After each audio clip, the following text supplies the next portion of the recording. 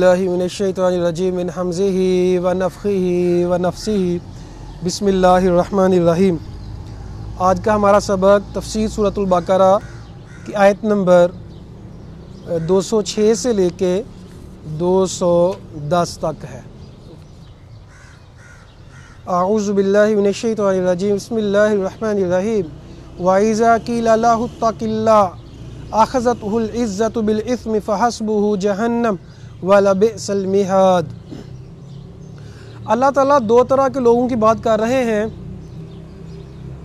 ایک طرح کے تو وہ لوگ ہیں جو ظاہری طور پہ تو بڑے اچھے محسوس ہوتے ہیں، ظاہری طور پہ تو اچھے کہ یہ بڑے شریف ہیں، صحیح لگتے ہیں، اپنی چرب زبانی کی وجہ سے یہ باور کروا لیتے ہیں دنیا کو کہ ہم بہت اچھے ہیں، لیکن حقیقت میں وہ اچھے نہیں ہوتے، حقیقت میں وہ فسادی ہوتے ہیں۔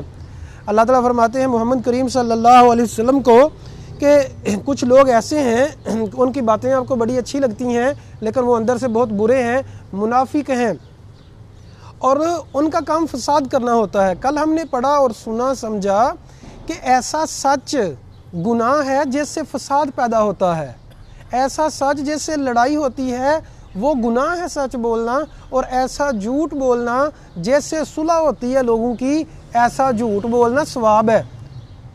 دین کی نیچر کو سمجھیں، اسلام کو سمجھنا چاہیے، یہ نہیں کہ جو ہمارا مزاج ہے وہ اسلام ہے۔ اسلام تو قرآن اور سنہ کا نام ہے۔ تو اللہ تعالیٰ فرماتے ہیں کہ ایسے لوگ جو ہیں وہ زیادہ فساد کرتے ہیں، زمین میں فساد کرتے ہیں، کھیتی کو بھی تباہ کرتے ہیں، نسل کو بھی تباہ کرتے ہیں۔ واللہ لا يحب الفساد، اور اللہ فساد کو پسند نہیں کرتا۔ جب اسے کہا جاتا ہے، جب نصیحت کی جاتی ہے، وَإِذَا قِيلَ لَهُ، جب اسے نصیحت کی جاتی ہے اتق اللہ، اللہ سے ڈر جا، تقوی اختیار کر، تو آخذتہ العزت بالاسم، تو اس کو عزت پکڑ لیتی ہے، یعنی اپنی ایگو کا وہ مسئلہ بناتا ہے کہ مجھے کہہ دیا ہے، میں تو پہلے سے بہت نیک ہوں، یا میں تو عالم دین ہوں، یا میں تو بہت بڑا آفیسر ہوں، میں تو بہت بڑی چیز ہوں، مجھے کیوں نصیحت کر دی ہے۔ آپ لوگوں نے دیکھا ہوگا کہ اگر کوئی بہت اونچے لیول کا بندہ ہے، اس کی کوئی غلطی بھی ہو نا تو لوگ اس کو نہیں کہتے، اور جو نارمل بندہ ہے، جو غریب ہے یا جو ماڑا بندہ ہے، کمزور ہے، اس کی ساری نکتہ چینیاں نکال رہے ہوتے ہیں۔ ایک وجہ یہ ہوتی ہے کہ جو امیر آدمی ہے یا ایک لیول کے اوپر ہے یا عالم دین ہے یا وہ اس کا ایک اتھارٹی ہے اس کے پاس، تو کیونکہ وہ غصہ کرتے ہیں کہ مجھے نصیحت کی گئی ہے، میرے اوپر تنقید کی جا رہی ہے، مطلب میں آ جاتی ہے ان کی۔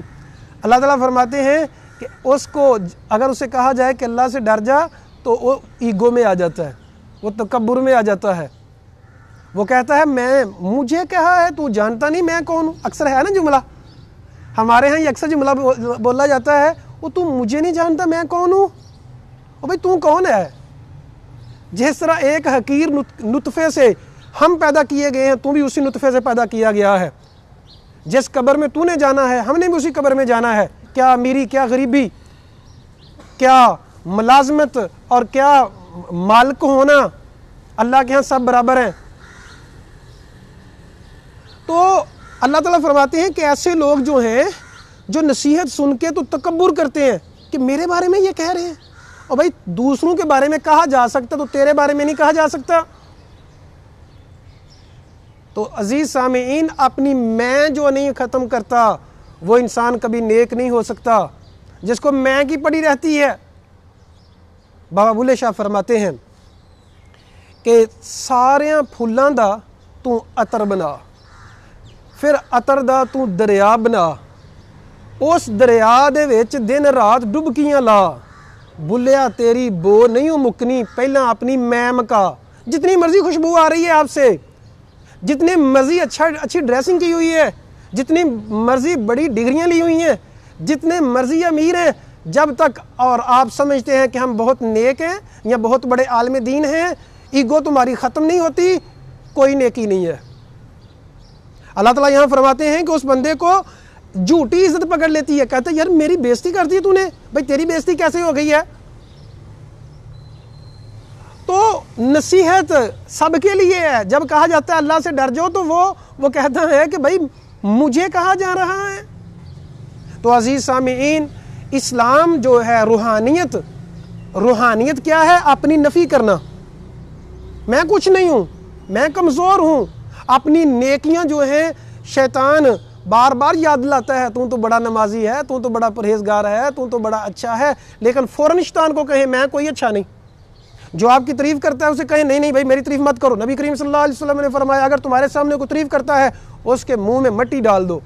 میری کیوں تعریف کر رہا ہے بھائی؟ میں تو مٹی کے قابل ہوں، اور تو میری تعریف کر رہا تو بھی مٹی کے قابل ہے. اس کا مطلب یہ ہے کہ اپنی تعریف کسی سے مت سنو، کیونکہ انسان کو پتہ ہوتا ہے کہ میں کمزور ہوں. مجھے نہیں پتا، مطلب آپ کو نہیں پتا، مجھے پتا ہے. ہاں پھر دعا کریں، اے اللہ جو لوگ نہیں جانتے ان کے اوپر تو نے پردہ ڈالا ہے، مجھے معاف فرما دے ان کے بارے میں، اور جو وہ جانتے ہیں مطلب مجھے مزید بہتر بنا. اللہ تعالیٰ سے دعا کریں. تو یہاں ایگو کی جو ہے وہ نفی کی جا رہی ہے کہ میں کو اپنے آپ سے نکال دیں. آنا پرستی جسے کہتے ہیں اس کو اپنے آپ سے نکال دیں. اسلام اسی چیز کا نام ہے. والا بئس المہاد، اور وہ برا ٹھکانہ ہے. تو فحسب، اللہ تعالیٰ فرماتے ہیں جس کی ایگو ختم نہیں ہوتی، خصوصی طور پہ جب اس کو نصیحت کی جاتی ہے تو وہ نصیحت قبول نہیں کرتا. فحسب جہنم، اس کے لیے جہنم کافی ہے. والا بئس المہاد، اور وہ برا ٹھکانہ ہے. میں اکثر آپ لوگوں کو کہہ چکا ہوں اور کہتا بھی رہتا ہوں، بعض لوگ جو ہیں وہ یہ سمجھتے ہیں کہ ہم نے ایک ہی دفعہ اپنے آپ کو صحیح کر لیا، اب دوبارہ صحیح کرنے کی ضرورت نہیں ہے. وہ بہت بڑی غلطی پہ ہے. ہمیں روزانہ اپنے آپ کو ٹھیک کرنا پڑتا ہے. ہمیں روزانہ اپنی اصلاح کرنے کی ضرورت ہے. اسی لیے تو کہتے ہیں کہ روزانہ قرآن پڑھو پڑھاؤ، سنو سناؤ. دو ہی طرح کے لوگ جو ہیں وہ اللہ تعالیٰ کی بہت بڑی رحمت میں ہیں اور کمال کی زندگی جیتے ہیں. کمال کی زندگی وہ جی رہے ہیں. دو قسم کے لوگ، ایک جو قرآن کو سکھاتے ہیں اور دوسرے جو قرآن کو سیکھتے ہیں، مسلسل اسی کام میں لگے ہوئے ہیں. ان کی زندگی جو ہے وہ قابل رشک ہے. کیوں؟ کہ وہ بہترین پرسنالٹی کے مالک ہیں. فرمایا خیرکم من تعلم القرآن وعلمہ، تم میں سب سے بہترین وہ ہے جو قرآن کو سیکھتا اور سکھلاتا ہے. تو ہمیں روزانہ ضرورت ہوتی ہے. اب دیکھیں ہماری جو غلط عادات ہیں ان کو ڈیلیٹ تو نہیں کیا جا سکتا، ان کو کاٹا تو نہیں جا سکتا. ہاں وہ ہمارے درمیان ہی رہتی ہیں. ہمیں روزانہ اپنی ایگو کو روزانہ ذہن میں آئے گا. جب تک زندہ ہیں گناہ کا بازار گرم ہی رہے گا، گناہ ہوتے رہیں گے، لیکن ساتھ ساتھ ڈیلیٹ کرتے جانے ہیں، ساتھ ساتھ اپنی اصلاح کرتے جانا ہے، ساتھ ساتھ اپنے آپ کو صحیح کرتے جانا ہے روزانہ کی بنیاد پہ. اگر آپ کہہ دیں اب تو میں نیک بن گیا ہوں، اب تو میں عالم دین بن گیا ہوں، اب بس اب میں نے اصلاح کوئی نہیں کرنی، وہ جامن زندگی بسر کر رہا ہے، وہ مردوں والی زندگی بسر کر رہا ہے، اور وہ بہت بڑے دھوکے کا شکار ہے. اور دھوکہ کون اس کو دے رہا ہے؟ خود اپنے آپ کو دھوکہ دے رہا ہے. تو میری گزارش اپنے آپ سے بھی، آپ لوگوں سے، سب سے یہی ہے ہمیں روزانہ اپنی اصلاح کی ضرورت ہوتی ہے. ہمیں روزانہ اپنے آپ کو بدلنے کی کوشش کرنی ہے. جامن زندگی مت جئیں. جمی ہوئی زندگی جو ہے کہ بس ایک روٹین وائز رہ رہے ہیں، بس اسی میں رہتے رہیں، یہ زندہ انسان کے لیے ٹھیک نہیں ہے. وَمِنَ النَّاسِ مَن يَشْرِي نَفْسَهُ، تو یہ تو بیان کیا ایسے لوگوں کے بارے میں جو ظاہری تو نیک بنے ہوئے ہیں لیکن اندر سے بہت برے ہیں. تو اللہ تعالیٰ نے دوسرے لوگوں کے بارے میں فرمایا وَمِنَ النَّاسِ، اور لوگوں میں سے کچھ ایسے ہیں مَن يَشْرِي نَفْسَهُ ابْتِغَاءَ مَرْضَاتِ اللَّهِ، جو اپنے آپ کو بیچ دیتے ہیں اللہ کی رضا کے لیے. اپنا مال، تن، من، دن سب کچھ قربان کر دیتے ہیں کہ مجھے اللہ کی رضا مل جائے. میں کر رہا ہوں تو کس لیے کر رہا ہوں؟ اللہ کے لیے. مرضات اللہ، اللہ کی رضا ڈھونڈنے کے لیے وہ سب کچھ، جان کیا چیز ہے، مال کیا چیز ہے، تن، من، دن، اولاد سب کچھ قربان کر دیتا ہے اللہ کے لیے. ایسے لوگ دھرتی پہ رہ رہے ہیں، ایسے لوگ دنیا میں رہ رہے ہیں. یہ بات میری لکھ لیجئے گا، جب ایسے لوگ ختم ہو جائیں گے نا تو قیامت آ جائے گی. جب ایسے لوگ ختم ہو جائیں گے قیامت آ جائے گی. اللہ اکبر کبیرہ. یہ آیات جو ہیں صہیب رضی اللہ تعالیٰ عنہ کے بارے میں نازل ہوئی. ایک دوسری آیت جو ہے، پہلی جو ہے یہ اخنس بن شریک ہے، اس کے بارے میں جو منافق تھا اور دوسری آیات جو ہیں جو ایک تو مصعب بن عمیر نے بھی ایسے کیا تھا. بہرحال صہیب رومی جو روم کے رہنے والے تھے مکہ آ گئے تو بزنس کیا, بہت امیر ہو گئے, کمال کے امیر انسان بن گئے, مکہ کے رہنے والے کمال کے امیر انسان بن گئے. اور جب مسلمان ہوئے مدینے جانے لگے تو لوگوں نے کہا تجھے سب کچھ مکہ نے دیا ہے, یہاں چھوڑ کے جانا پڑے گا ورنہ نہ جا. انہوں نے اپنا سارا مال قربان کر دیا, کہا سارا رکھ لو. سارا مال چھوڑ کے تنہا مدینے پہنچ گئے.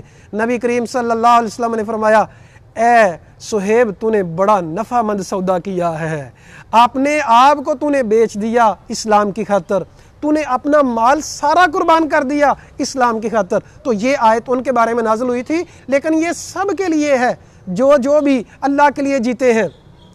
دیکھیں لوگوں کو فخر ہوتا ہے کہ ہم فلاں ادارے میں کام کر رہے ہیں, ہم فلاں کمپنی میں کام کر رہے ہیں, بڑی کمال کی کمپنی ہوتا ہے نا, ادارے کا کمپنی کا بڑا فرق ہوتا ہے. تو دیکھیں اگر ایک بندہ اللہ کی نوکری کر رہا ہے اس کا کیا کہنا ہے, تو ہم اللہ کی نوکری میں آ جائیں, آپ نے آپ کو بیچ دیا اللہ کی رضا کے لیے. تو اللہ تعالیٰ فرماتے ہیں واللہ رعوف بالعباد, اللہ اپنے بندوں پہ بڑی ہی نرمی کرنے والا ہے. تو عزیز سامعین اللہ کو اپنا آپ بیچ دیں, لوگوں کی غلامی مت کریں, لوگوں کے لیے مت جئیں. اللہ بڑا قدردان ہے, اللہ قدر لگائے, اللہ آپ کی بولی صحیح لگائے گا. بڑے گاہک کے پاس دیکھیں بزنس کا کیا اصول ہے, گاہک اچھے اور بڑے ملے, آپ اپنے اللہ کو گاہک بنا لیں, اپنے آپ کو بیچ دیں. کس کی خاطر؟ اللہ کی خاطر. اللہ سب سے بڑا گاہک ہے. اللہ جو ہے آپ کی بولی لگائے گا, کمال کی بولی لگائے گا. اللہ فرماتے ہیں میرے بندوں نے جو بیچ دیا اپنے آپ کو میری رضا کے لیے, واللہ رعوف بالعباد, اللہ بندوں سے بڑا ہی پیار کرنے والا ہے, اللہ بندوں سے بڑی ہی نرمی کرنے والا ہے. تو عزیز سامعین اپنا جینے کا انداز بدلیں, اپنا جو دنیا کے لیے جو جی رہے ہیں وہ اللہ کے لیے جینا شروع کر دیں. سانس لیں تو اللہ کی خاطر, سانس جب ختم ہو جائے تو اللہ کی خاطر, جب تک زندہ ہیں تو اللہ کی خاطر جئیں, جب مریں تو اللہ کے لیے مریں. یہی زندگی کمال کی زندگی ہے, قابل رشک زندگی ہے. دوسری زندگی تو عام زندگی ہے. یا ایھا الذین آمنوا, اب یہ اللہ تعالیٰ نے صفات بیان کی اور آگے فرمایا یا ایھا الذین آمنوا ادخلوا فی السلم کافہ, اے ایمان والو اسلام کے اندر مکمل کے مکمل داخل ہو جاؤ. یہ نہیں کہ مرضی والی بات ہے تو مان لی, اب مرضی والی نہیں ہے تو نہیں مانی. اگر اپنے نفس کے اوپر بات پڑ دی ہے, اپنے آپ کو چینج کرنے کی باری ہے تو نہیں مان رہے اور شکوہ شکایت کر رہے ہیں, اور اگر کوئی دوسری بات ہے جو اچھی لگتی ہے وہ مان لی.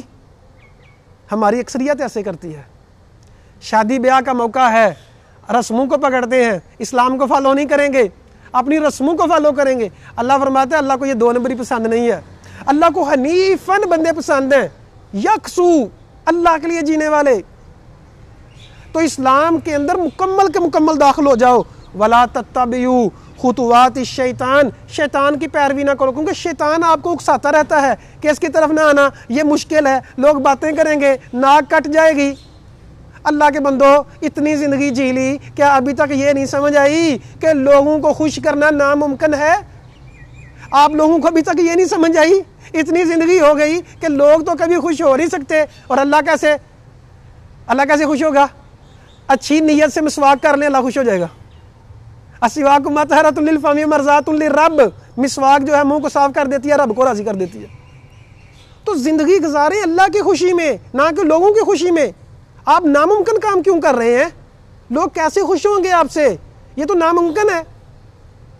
اللہ کے لیے جئیں تو ایک جماعت لوگوں کی بھی آپ سے خوش ہو جائے گی. انہ لکم عدو مبین, وہ تمہارا واضح دشمن ہے, اس سے بچ جاؤ, اس کے قدموں کی پیروی نہ کرو. شیطان ہمیں دین سے ڈی ٹریک کرنے کی کوشش کرتا ہے. نبی کریم صلی اللہ علیہ وسلم نے ایک لکیر کھینچی, فرمایا یہ راستہ جنت جاتا ہے, یہ سیدھا راستہ ہے. اس کے اوپر دوسری لکیریں کھینچی, فرمایا یہ سارے کے ساری دوسری لکیریں ہیں وہ جہنم جا رہی ہیں.